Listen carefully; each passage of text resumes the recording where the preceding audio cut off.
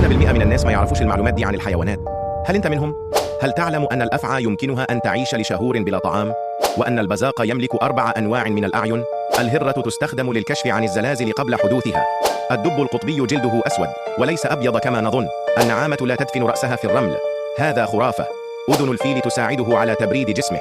الحوت الأزرق صوته هو الأعلى بين جميع الحيوانات. سرطان حذاء الفرس دمه أزرق. الثعالب تستخدم الأرض للسماع لخطوات الفرائس.